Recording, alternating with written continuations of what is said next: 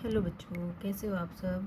आज हम 11th maths का बेटा चैप्टर नंबर 6 करेंगे, जिसका नाम है परमुटेशंस एंड कम्बिनेशन। ठीक है, तो देखो इंट्रोडक्शन पार्ट करते हैं पहले। देखो बेटा, आप सोचो कि आपके पास ना 3 शर्ट है, ठीक है, और 2 पैंट हैं। 3 शर्ट हैं और 2 पैंट हैं। शर्ट्स के कलर हम लगा लेते हैं, मान लिया शर्ट्स को है ना शर्ट 1, शर्ट 2, शर्ट 3 कर लेते हैं कलर की बजाय, ठीक है। और पैंट को पैंट 1 और पैंट 2 कर लेते हैं, ठीक है। तो आप अगर उनको आपने पहनना है, कहीं पे जाना है आपको, तो आप उनके अरेंजमेंट कैसे करोगे। देखो ध्यान से भी, आप जो S1 शर्ट है उसके साथ P1 पैंट पहन सकते हो या P2 पैंट पहन सकते हो, है ना। पहन सकते हो ना, मतलब यहाँ से क्या पॉसिबिलिटी बनी आपकी, S1 P1 और या S2 P2 की शर्ट 1 के साथ पैंट 1 पहन सकते हो, पैंट 2 पहन सकते हो।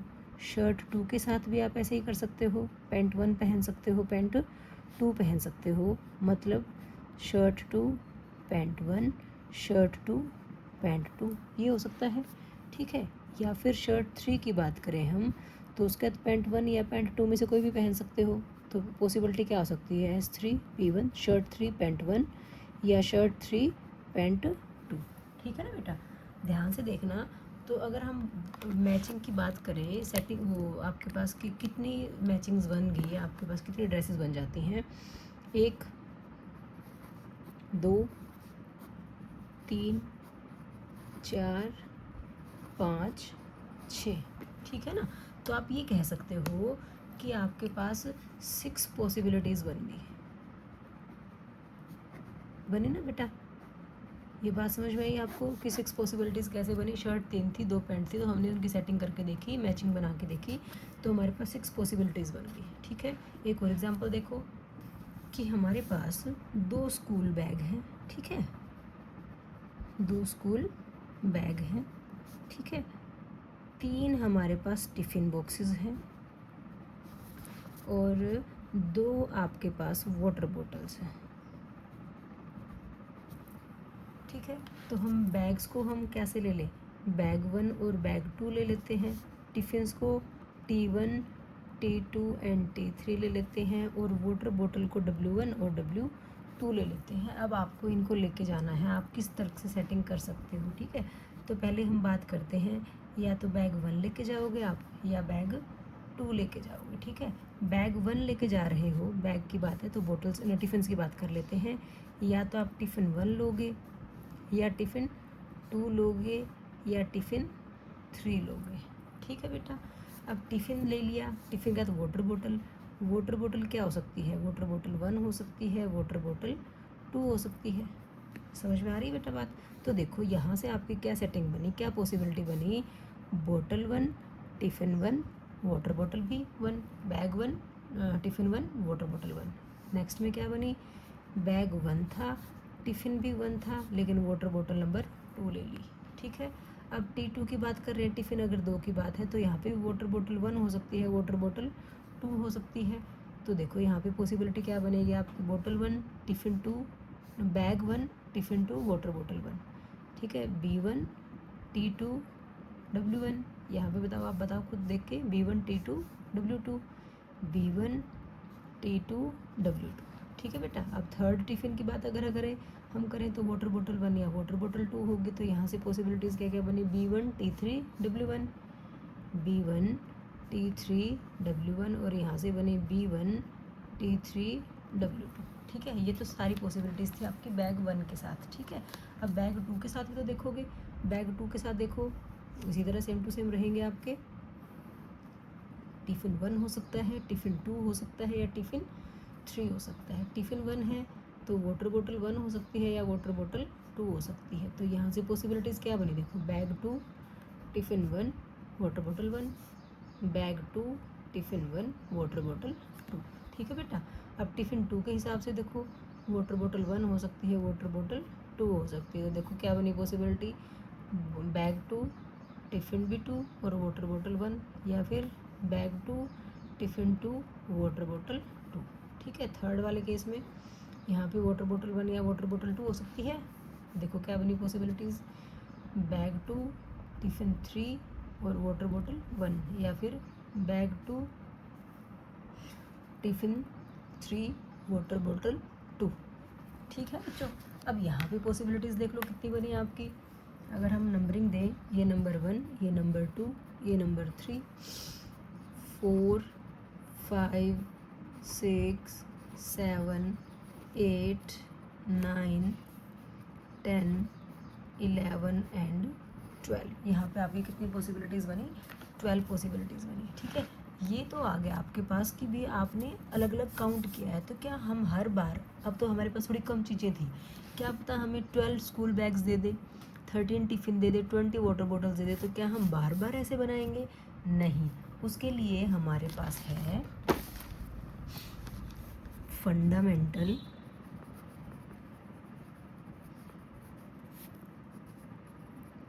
Principle of counting. मैंने आपको क्या बताया अभी कि भाई हमारे पास अभी तो दो तीन चीज़ें थी, तो हम उनको आराम से एरो डायग्राम से ऐसे बना के काउंट करके पॉसिबिलिटीज़ काउंट कर लिए। लेकिन अगर हमारे पास बहुत सारी चीज़ें होंगी तो क्या हर बार हम ऐसे ही डायग्राम बना के इस ढंग से, क्या हम हर बार ऐसे ही पॉसिबिलिटीज़ को सॉल्व करेंगे? नहीं। हमने क्या कहा, हम क्या यूज़ करेंगे? Fundamental principle of counting use करेंगे। 11th क्लास में यही टॉपिक है आपका। तो ये फंडामेंटल प्रिंसिपल ऑफ काउंटिंग क्या कहती है बेटा? देखो, इसमें बोला गया है if an event can occur in m different ways, कि कोई इवेंट है वो m डिफरेंट वेज में अकर होता है, following which another event can occur in n different ways, कोई दूसरा इवेंट है वो n डिफरेंट वेज से अकर होता है, then the total number of occurrence of the event in the given order, कि m और m चीज़ें हैं और n चीज़ें हैं, वो किस वे से अकर हो सकती हैं, तो उसके लिए कहता है उनका ऑर्डर जो होता है वो m क्रॉस n होता है। ठीक है, ये बात आप जो हमने पीछे अभी इंट्रोडक्शन पार्ट में सम किया था उससे देखो। इसने कहा कि कोई इवेंट m टाइम्स अकर होता है, कोई n टाइम अकर होता है, तो उन दोनों की अकरेंस अगर ऑर्डर की बात करें तो आप उन दोनों को मल्टीप्लाई कर दो, जो आएगा वही टोटल नंबर ऑफ अकरेंस आ जाएगा। ठीक है, मतलब यहाँ पे 3 शर्ट थी, 2 पैंट थी, इसको m कहा, इसको n कहा, तो हमने क्या किया, 3 शर्ट्स जो थी और उसको हमने m कहा, और जो 2 पैंट्स थी उसको हमने क्या कहा, n कहा। तो अकरेंस क्या है, m इंटू n है, तो ये आ गया 3 इंटू 2 कितना, 6। ठीक है, नंबर कह सकते हैं हम, नंबर ऑफ अकरेंस कह सकते हैं, 6 आ रहा है। हमने यहाँ पे काउंट किया था तब भी कितना आ रहा था, 6 आ रहा था। ठीक है, बात समझ में आई कि हमें हर बार ऐसे एरो लगा कर ऐसे काउंट करने की ज़रूरत नहीं है। हमें पता हो कि कोई चीज़ कितनी बार अकर हो रही है, शर्ट 3 बार, पैंट 2 बार, तो हम बस उनको मल्टीप्लाई करेंगे तो वो नंबर ऑफ अकरेंस आ जाएगा। ठीक है, कोई भी इवेंट के अकर होने का नंबर। आगे बेटा बात समझ में। आगे कहा है आपको 3 इवेंट के लिए कह रहा है if an event can occur in m different ways, कोई एक इवेंट है वो m डिफरेंट वेज में अकर होता है, following which another event can occur in n different ways, दूसरा कोई इवेंट है वो n डिफरेंट वेज में अकर हो रहा है, और following which a third event can occur in p different ways, n जो तीसरा इवेंट वो p डिफरेंट वेज में अकर हो रहा है। तो total number of occurrence to the event in the given order is m cross n cross p। अगर आपके पास 3 इवेंट हैं तो तीनों की मल्टीप्लिकेशन कर दो तो उसके नंबर ऑफ अकरेंस आ जाएंगे। जैसे कि आपके पास जो बैग्स थे, ठीक है, उनको हमने m कहा, कितने थे, 2 थे। टिफ़िन जो थे हम उनको सेकंड इवेंट कहते हैं, जिसको n नाम दे देते हैं, वो टिफ़िन कितने थे, 3 थे। ठीक है, वाटर बोतल कितनी थी, वाटर बोतल को हम नाम p दे देते हैं, वाटर बोतल थी हमारे पास 2। ठीक है, तो नंबर ऑफ अकरेंस की बात है, नंबर ऑफ इवेंट लिख दो या अकरेंस ऑफ इवेंट लिख लो। ठीक है, तो वो इसने क्या कहा, अगर 3 इवेंट है तो m cross n cross p हो जाएगा, 2 था तो m क्रॉस n, 3 है तो m cross n cross p कर दो। तो m है 2, n कितना है, 3 है, और p कितना है, 2 है। 2 3 6, 6 2 कितना आ गया, 12। क्या हमने यहाँ पे ऐसे ऐसे करके काउंट करा था टोटल, तो कितना आ रहा था, 12 ही आ रहा था ना, तो यहाँ पे भी 12 ही आ रहा है। तो बताओ ये इजी है या ये इजी है, ये हमने समझने के लिए देखा कि हाँ भी एक्चुअल में होता ऐसे है, लेकिन हम बार बार किसी चीज़ को ऐसे नहीं करेंगे। Number of occurrence of events की बात है, अलग अलग इवेंट्स हैं तो हम क्या करेंगे, उनको मल्टीप्लाई कर देंगे, तो जो आएगा वो टोटल नंबर ऑफ इवेंट्स आ जाएंगे। ठीक है बेटा, ये तो तब था बेटा जब हमें कोई इवेंट दे रखे हो और उनमें से हमें चूज़ करना हो कि टोटल नंबर ऑफ अकरेंस कितनी बनेगी। ठीक है, लेकिन अगर आपको कोई अल्फ़ाबेट दे रखे हो, ठीक है, सपोज करो नंबर्स की बात कर लेते हैं। चलो पहले नंबर दे दिया आपको 0 से लेके 9 तक, 0 1 2 3 ऐसे करते करते 9 तक नंबर दे दिए, और ये आपको बोलता है कि भाई आपको 3 डिजिट नंबर बनाना है कोई। ठीक है, 0 को भी नहीं काउंट करते हम, 1 से लेकर 9 तक ले लेते हैं 3 डिजिट नंबर। अब 3 डिजिट नंबर बनाना है तो देखो आपको 3 डिजिट्स रखने पड़ेंगे ना, जिसको 1 डिजिट कहोगे, 10s कहोगे, 100s कहोगे। ठीक है, अब यहाँ पे ये वाला जो हमने फंडामेंटल थ्योरम ऑफ काउंटिंग करी है, पढ़ी है, वो यहाँ पे कैसे यूज़ होगी। देखो ये देखो, आप चाहे आप 1 से शुरू कर लो चाहे 100 डिजिट से शुरू कर लो, आपके पास जो टोटल डिजिट्स हैं, टोटल डिजिट्स जो हैं वो हमारे पास 9 है अभी। ठीक है, हम 1 से लेके 9 तक की बात कर रहे हैं। ठीक है, तो 3 डिजिट नंबर बनाना है with no repetition, no repetition, कि कोई भी लेटर जो है वो रिपीट नहीं होगा आपका। ठीक है, हम रिपीटेशन वाला भी करेंगे, नॉन रिपीटेशन वाला भी, दोनों समझ लो एक बार आप बात। तो देखो अगर हम यहाँ से शुरू करते हैं तो आप मुझे बताओ यहाँ के लिए हमारे पास 9 तक के लेटर नंबर्स में कितनी ऑप्शंस हैं। अगर हम बात करें 100 डिजिट्स के लिए तो हमारे पास 9 ऑप्शंस हैं, है या नहीं, ये बताओ। ठीक है, अब 10 डिजिट की बात आ जाती है, जो भी डिजिट यहाँ आया, यहाँ 9 नहीं आया, नंबर ऑफ इवेंट्स की बात है, नंबर ऑफ डिजिट्स की बात है कि यहाँ पे 9 में से कोई भी डिजिट आ सकता है। जैसे हम शर्ट्स की टिफ़िन की बात कर रहे थे कि कोई भी टिफ़िन आ सकता है, कोई भी शर्ट आ सकती है, तो यहाँ पे कोई भी डिजिट आ सकता है 9 तक के डिजिट्स में। ठीक है, अब जो भी डिजिट आया, मान लिया यहाँ पे 2 लिख दिया हमने, तो वो 2 हम आगे तो यूज़ नहीं करेंगे क्योंकि नो रिपीटेशन की बात चल रही है। तो यहाँ के लिए हमारे पास कितनी ऑप्शंस होंगी, 10 डिजिट के लिए ऑप्शंस, मतलब मैं अगर मैं यहाँ चल मैं यही लिख लेती हूँ, डिजिट हमारे पास कितने ऑप्शंस होंगी, 8 ऑप्शंस होंगी कि नहीं होंगी। फिर आगे 1 डिजिट की बात है, जो डिजिट यहाँ आ गया, जो यहाँ आ गया वो यहाँ तो नहीं आएगा ना, एक डिजिट और कम हो गया, तो यहाँ पे कितनी ऑप्शंस होंगी, 7 होंगी। ठीक है, तो आप ये कह सकते हो कि 100s के लिए हमारे पास 9 डिजिट हैं, 10s के लिए हमारे पास 8 डिजिट हैं, और 1s के लिए हमारे पास 7 डिजिट हैं, इकाई, दहाई और सैकड़ा। ठीक है, इन अंकों के लिए आपके पास ये ऑप्शंस हैं। तो अगर ये एच के ओकर होने के इवेंट है, ये टी के 10 डिजिट के, ये 1 डिजिट के, तो हम लास्ट में इनको क्या करते हैं, मल्टीप्लाई करते हैं। हमने अभी यही तो पढ़ा था पीछे कि number of occurrence of digits event जो है, सबके अलग अलग इवेंट्स ले लो और लास्ट में सबको क्या कर दो, मल्टीप्लाई कर दो। ठीक है, जो आएगा वो आपका टोटल नंबर ऑफ, मतलब यहाँ पे आप कह सकते हो कि 3 डिजिट के इतने नंबर बन जाएंगे आपका, इनको मल्टीप्लाई करके जो आएगा वो आपका आंसर आ जाएगा। बात समझ में आई बेटा। यहीं पे अगर हम बात करें 3 डिजिट नंबर विद रिपीटेशन, ठीक है, अब यहाँ पे आपके डिजिट्स जो हैं वो रिपीट हो सकते हैं। ठीक है, अब रिपीट हो सकते हैं तो देखो ये बताओ बेटा, यहाँ वाले डिजिट के लिए हमारे पास 9 ऑप्शंस हैं, जो डिजिट यहाँ आया वो यहाँ भी आ सकता है, तो यहाँ भी कितनी ऑप्शंस हुई, 9 ऑप्शन हुई। जो यहाँ आया उसके लिए यहाँ भी कोई दिक्कत नहीं है, कोई भी डिजिट कहीं भी आ सकता है, तो इस यहाँ 100 जो दहाई सैकड़े का अंक है वहाँ भी 9 तक के कोई नंबर आ सकते हैं, जो दहाई का अंक है उसके लिए भी 9 तक का कोई भी अंक ले सकते हो आप, इकाई के अंक में भी 9 तक के कोई भी अंक ले सकते हो।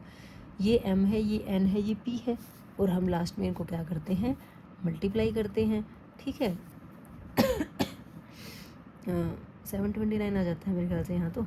ठीक है, तो यहाँ पे जो भी आएगा, मतलब इतने नंबर जो ऐसे हैं 729 नंबर। 3 डिजिट के नंबर देखो कितने होते हैं आपके, 3 डिजिट के नंबर 100 से शुरू होके 999 पे ख़त्म हो जाते हैं। ठीक है, तो मतलब आप ये कह सकते हो कि 899 नंबर, मतलब 99 माइनस करें तो मतलब 900 नंबर है ना, 900 नंबर ऐसे हैं आपके जो 3 डिजिट के नंबर हैं, लेकिन 729 तो उसमें ऐसे हैं टोटल नंबर जिनमें डिजिट्स रिपीट भी हो रहे हैं। बात समझ में आ गई आपको। हमें हर एक प्लेस का number of event, number of occurrence of event निकाल देना है, और सबको लास्ट में क्या कर देना है, मल्टीप्लाई कर देना है। बात समझ में आ गई। ये तो थी डिजिट्स की बात। अगर अल्फ़ाबेट्स में है कुछ, जैसे कि ABCDEF, ठीक है, आपके पास ये 6 अल्फ़ाबेट्स हैं। आपने कोई 4 लेटर का वर्ड बनाना है। ठीक है, 4 लेटर वर्ड, तो देखो 4 लेटर वर्ड की बात कर रहे हैं हम, नंबर ऑफ 4 लेटर वर्ड्स। ठीक है, कितने बना सकते हो आप 4 लेटर वर्ड्स इनमें से? देखो ध्यान से, अगर हम पहले यहाँ की बात करें तो यहाँ के लिए हम कोई भी एक लेटर यहाँ फिल कर सकते हैं, तो कितने ऑप्शन हैं हमारे पास? 6 ऑप्शन हैं। ठीक है, ठीक है। अब यहाँ पे लेटर वर्ड के साथ ये रिपीटेशन या विदाउट रिपीटेशन जरूर कहेगा। ठीक है, अगर लेटर वर्ड कहा है तो इतने से काम नहीं चलेगा, विद रिपीटेशन या विदाउट रिपीटेशन ये बताएगा। ठीक है, तो हम विदाउट रिपीटेशन ही बात करते हैं। ठीक है, विदाउट रिपीटेशन में क्या होगा आपके पास? यहाँ पे 6 में से कोई भी एक अल्फ़ाबेट आ गया, तो अब एक तो जब यहाँ जा चुका तो अब हम यहाँ के लिए तुम्हारे पास 5 ही ऑप्शन बची, नेक्स्ट वाले के लिए कितने ऑप्शन बची? 4 बची, और नेक्स्ट वाले कितने कितने ऑप्शन बची? 3 बची। तो टोटल नंबर ऑफ इवेंट्स की अगर हम बात करेंगे तो लास्ट में हम इनको क्या करेंगे? मल्टीप्लाई करेंगे, जो आएगा वो आपका आंसर आ जाएगा। बात समझ में आ गई बेटा? 360 के करीब जो आ गया वो आपका क्या आ जाएगा? टोटल नंबर ऑफ वर्ड्स आ जाएंगे विदाउट रिपीटेशन। ठीक है, अगर number of words with repetition अगर कहता है या रिपीटेशन अलाउड बोल देता है तो उस केस में क्या होगा भाई? बताओ मुझे। कहने का मतलब ये वर्ड्स कोई मतलब ये नहीं कि वर्ड का कोई मतलब ही निकले, सारी जगह ए करके भी एक वर्ड बन गया। ठीक है, वो अलग बात है, विद और विदाउट मीनिंग की बात चल रही है। तो आप विद रिपीटेशन इसने कहा तो यहाँ के लिए भी आपके पास 6 ऑप्शन है, यहाँ के लिए भी 6 ऑप्शन है, यहाँ के लिए भी 6 ऑप्शन है, यहाँ के लिए 6 ऑप्शन, क्योंकि 6 अल्फ़ाबेट थे ना हमारे पास, तो हमारे पास सबके लिए 6 ऑप्शन है। क्योंकि रिपीटेशन अलाउड है तो हम सबको क्या कर देंगे? मल्टीप्लाई कर देंगे, जो आएगा वो आपका आंसर आ जाएगा। बात समझ में आ गई बेटा? बहुत सिंपल सी चीज़ है। फर्स्ट एक्सरसाइज में सिर्फ हमारे पास यही है। सेकंड एक्सरसाइज का इंट्रोडक्शन पार्ट सेकंड एक्सरसाइज के बाद करेंगे। ठीक है, तो अब हम एक्सरसाइज 6.1 कर लेते हैं। अब क्वेश्चन नंबर 1 देखिए बेटा, एक्सरसाइज 6.1 का बोला गया है how many 3 digits number can be formed from the digits 1 2 3 4 and 5। 5 number दे रखे हैं आपको, इनसे आपको 3 डिजिट नंबर बनाना है, 3 अंकों का number. Assuming that repetition of the digits is allowed. पहले केस में कहा है कि डिजिट्स की रिपीटेशन अलाउड है, सेकंड में कहा है डिजिट की रिपीटेशन जो है अलाउड नहीं है। देखो फर्स्ट पार्ट के लिए हमें 3 डिजिट का नंबर चाहिए, repetition of digits is allowed. ठीक है, तो डिजिट्स क्या है हमारे पास? We have 1 2 3 4 5। ठीक है, तो हमें क्या लगाना है? 3 digit number for repetition allowed है ना, तो number of 3 digit numbers when repetition is allowed, यही बोला गया है ना। तो देखो पहले तो 3 डिजिट नंबर की बात हम कर रहे हैं, तो ऐसे हमें 3, आप ऐसे डैश बना लो या ऐसे बॉक्सेस बना लो। ठीक है, रिपीटेशन अलाउड है तो आप बताओ मुझे यहाँ वाले नंबर के लिए हमें कितने ऑप्शन हैं? हमारे पास कितने डिजिट्स हैं? 5 हैं। ठीक है, यहाँ के लिए भी कितने रहेंगे? 5 ही रहेंगे, और यहाँ के लिए भी कितने रहेंगे? 5 रहेंगे। देयरफॉर नंबर क्या बना हमारे पास? 5 मल्टीप्लाई 5 मल्टीप्लाई 5। ठीक है, बात समझ में आई? अब इनको मल्टीप्लाई कर दो बेटा, कितना आ गया? 125। तो हम कहेंगे 125 नंबर्स ऐसे बन सकते हैं इन 5 डिजिट्स से, जो जिनमें नंबर रिपीट भी हो रहे होंगे, आपके डिजिट्स आपके रिपीट भी हो रहे होंगे। ठीक समझ में आई बात? ठीक है, सेकंड नंबर पे देखो इसने कहा है digits, repetition of digits not allowed. ठीक है, तो रिपीटेशन नॉट अलाउड। ठीक है, बॉक्सेस तो यही रहेंगे आपके, 3 बॉक्स रहेंगे। ठीक है, अब रिपीटेशन अलाउड नहीं है तो देखो पहले वाले डिजिट के लिए तो आपके पास 5 ऑप्शंस हैं, मानते हो आप बात? सेकंड वाले के लिए कितने ऑप्शंस होंगे? फिर 4 होंगे ना, क्योंकि जो डिजिट यहाँ आ चुका वो यहाँ तो आएगा नहीं, और जो डिजिट पीछे दोनों के पास आ चुका वो यहाँ नहीं आएगा। तो यहाँ के लिए कितने ऑप्शंस हैं? 3 ऑप्शंस हैं हमारे पास। ठीक है, तो हम क्या कह सकते हैं? देयरफॉर रिक्वायर्ड नंबर्स कितने बन जाएंगे? 5 मल्टीप्लाई 4 मल्टीप्लाई 3। ठीक है, ये एम इवेंट है, ये एन है, ये पी है, 3 3 कर दो, 5 4 20 23 से 60। तो हम कहेंगे 60 नंबर्स। बात समझ में आ गई बेटा? तो फर्स्ट वाले का आंसर, फर्स्ट वाले पार्ट का आंसर हमारे पास क्या आ गया? 125 नंबर्स। ठीक है, और सेकंड वाले का क्या आंसर आ गया? 60 नंबर्स। आई होप आपको अच्छे से समझ में आ गया होगा। सेकंड क्वेश्चन देखिए बेटा क्या कहा गया है। इसमें बोला गया है how many 3 digit even numbers आपको इवन नंबर चाहिए हैं। Can be formed from the digits 1 2 3 4 5 6 if the digits can be repeated. यहाँ पे आपके डिजिट्स तो रिपीट हो सकते हैं, 3 डिजिट का इवन नंबर चाहिए है आपको, ठीक है। तो देखो डिजिट्स वी हैव, हमारे पास डिजिट्स कौन कौन से हैं, 1 2 3 4 5 6, ठीक है। आपको नंबर कैसा बनाना है, number required is equal to 3 digit number, 3 digit even number, ठीक है। तो आप ऐसे बना सकते हो बुक्स, ठीक है। आपको ऐसे 3 डिजिट का इवन नंबर बनाना है, ठीक है। तो अब आप देखो इवन नंबर है तो हम यूनिट डिजिट की बात करेंगे। यूनिट डिजिट जो है क्या होना चाहिए इवन नंबर के लिए, या तो 2 होना चाहिए या 4 होना चाहिए या 6 होना चाहिए, ठीक है। तो आप ये कह सकते हो यूनिट डिजिट के लिए आपके पास ऑप्शंस 2 4 या 6, ये 3 ऑप्शंस हैं। मानते हो बात को, रिपीटेशन अलाउड है तो कोई चक्कर नहीं है, अगर 2 यहाँ आया तो यहाँ भी आ सकता है, यहाँ भी आ सकता है, ठीक है। तो अब हम यहाँ पीछे हम यहाँ से शुरू कर रहे थे ना, अब आपको यहाँ से शुरू करना पड़ेगा।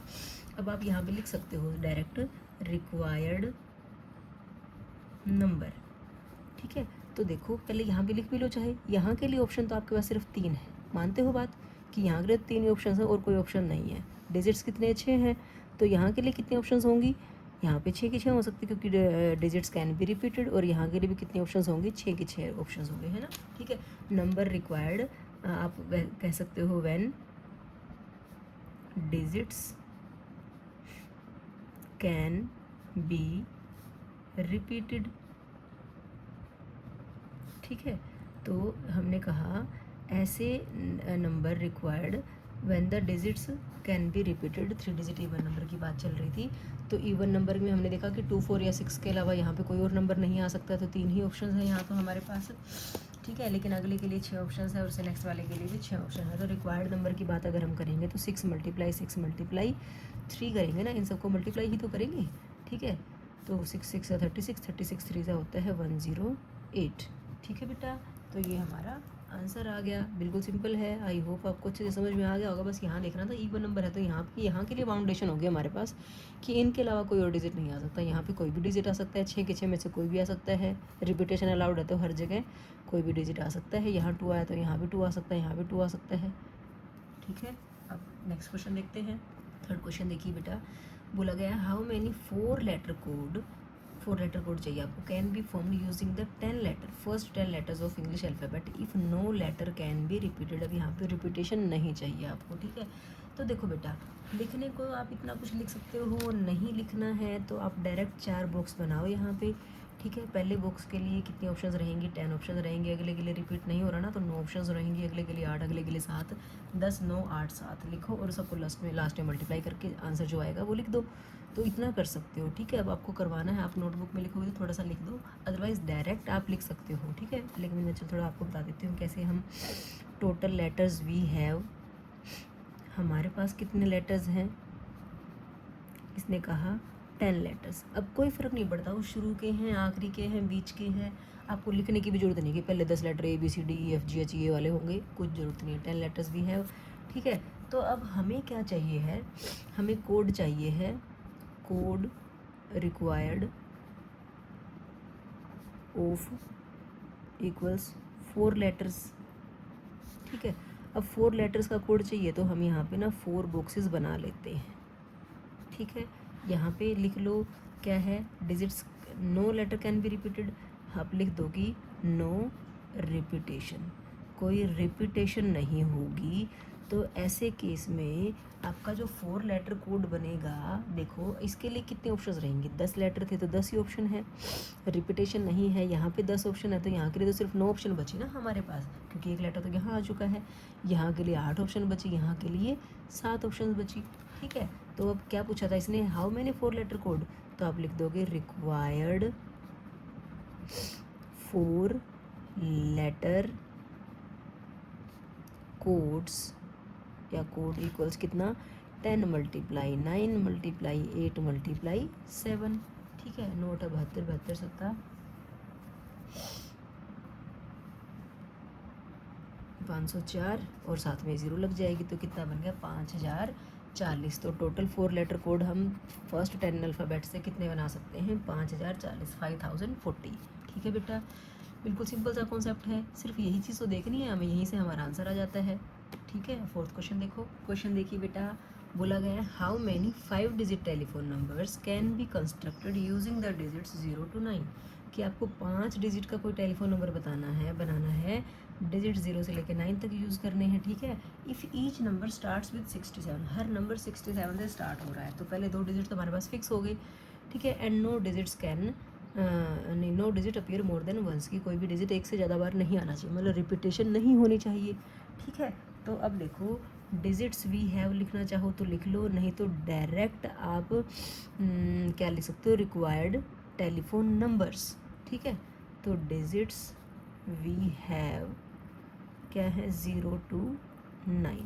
ठीक है, तो अब यहाँ देखो, यहाँ पे आ गया telephone number equals required telephone numbers. ठीक है, अब यहाँ पे तो 6 आएगा, यहाँ पे 7 आएगा, फिक्स है, एक जगह 6 आएगा, एक जगह 7 आएगा। उसके बाद कितने बॉक्स और बच जाएंगे आपके पास? 3 बॉक्स और बच जाएंगे। ठीक है, तो अब मुझे बताओ 6 अगर आ रहा है तो ऑप्शन एक ही है, यहाँ तो हमारे पास कोई ऑप्शन बची नहीं ना, यहाँ के लिए भी एक ही ऑप्शन है, कोई और ऑप्शन बची ही नहीं। ठीक है, अब यहाँ के लिए बताओ मुझे कितने ऑप्शन होंगे? 0 से लेकर 9 तक टोटल 10 डिजिट बन जाते हैं।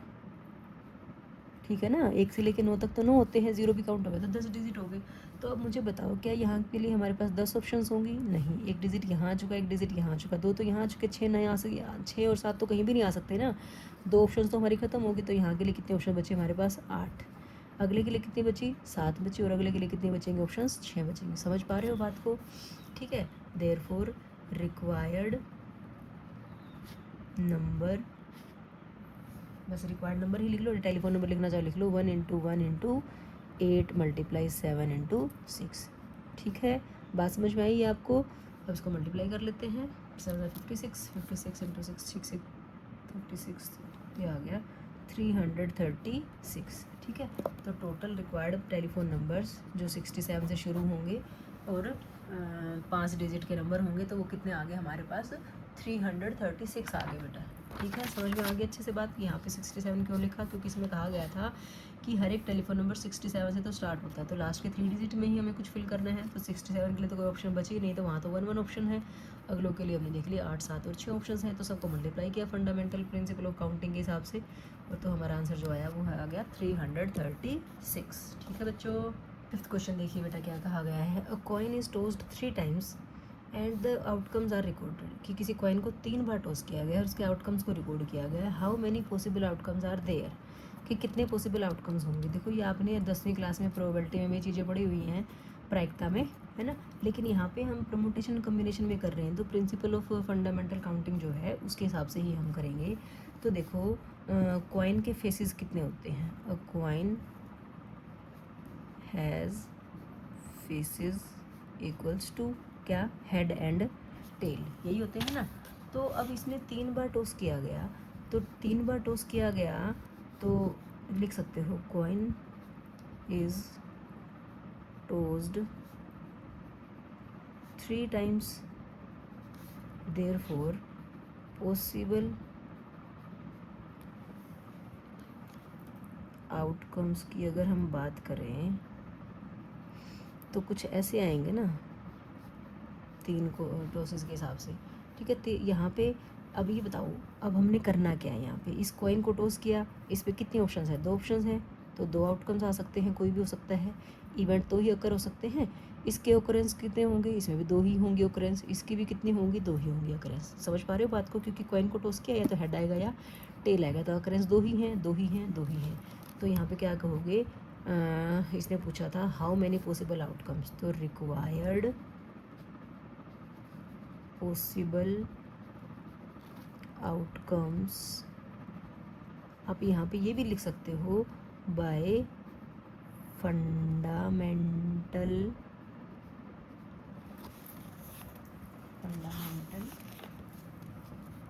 Principle of counting. ठीक है, या डायरेक्ट रिक्वायर्ड पॉसिबल आउटकम लिख सकते थे। कितना होगा? 2 × 2 × 2, जो कि कितना होगा?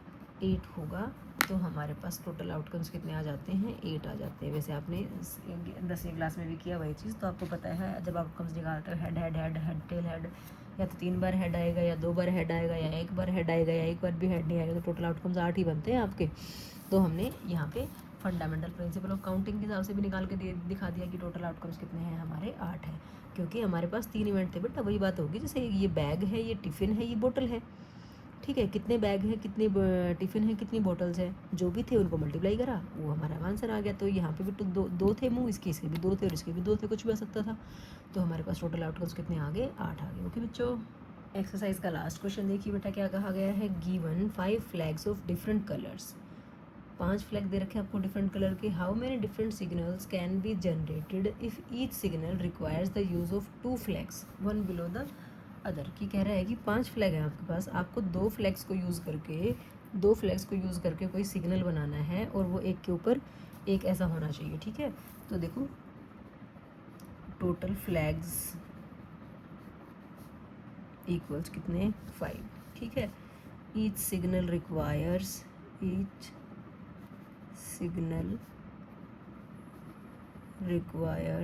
इक्वल्स 2 फ्लैग्स, और वो फ्लैग भी कैसे, वन बिलो द अदर, वो ऐसे होना चाहिए, ठीक है। 2 फ्लैग्स। तो देखो मुझे बताओ यहाँ के लिए कितने ऑप्शंस होंगे आपके पास, 5 फ्लैग हैं तो ऑप्शंस 5 ही रहेंगी ना। यहाँ पे 5 में से कोई भी कलर लगा सकते हो, ठीक है। अब नीचे तो सेम कलर लगाओगे तो फिर वो सिग्नल बनेगा नहीं ना, एक दूसरे के नीचे डिफरेंट कलर लगाने तभी तो दिखेगा ना। तो यहाँ के लिए कितने ऑप्शंस होंगी, हमारे पास 4 ऑप्शंस होंगी, ठीक है। तो क्या आएगा यहाँ पे, तो रिक्वायर्ड सिग्नल्स, डायरेक्ट इतना लिखो, bye fundamental principle of multiplication. क्या होगा, फंडामेंटल प्रिंसिपल मल्टीप्लिकेशन के हिसाब से कि जो आउटकम्स हैं उनको मल्टीप्लाई कर दो, जो इवेंट है दोनों के, 5 4 ज़ा कितना आ गया, 20 आ गया। तो हमारे पास टोटल सिग्नल्स कितने बन सकते हैं, 20 बन सकते हैं अगर हम 2 फ्लैग्स को यूज़ करते हैं तो, ठीक है बेटा। कितने भी कहता है, अगर 3 फ्लैग्स को यूज़ करके कहता तो हमने 6 और बना देते, तो 5 × 4 × 3 हो जाता, ठीक है। अगर 4 फ्लैग्स को यूज़ करके कहता तो 4 बना देते थे, 5 4 3 2 सबको मल्टीप्लाई करके जो आता वो हमारा आंसर आ जाता, ठीक है बेटा। तो आपको अगर ये यहाँ पे हमारी एक्सरसाइज 6.1 कंप्लीट हो जाती है बेटा। अगर आपको ये वीडियो अच्छी लगी हो तो प्लीज़ लाइक कीजिएगा, शेयर कीजिएगा अपने फ्रेंड्स के साथ। अगर और आप मेरे चैनल पे अगर नए हैं तो प्लीज़ मेरे चैनल को सब्सक्राइब कीजिएगा। थैंक यू वेरी मच बेटा।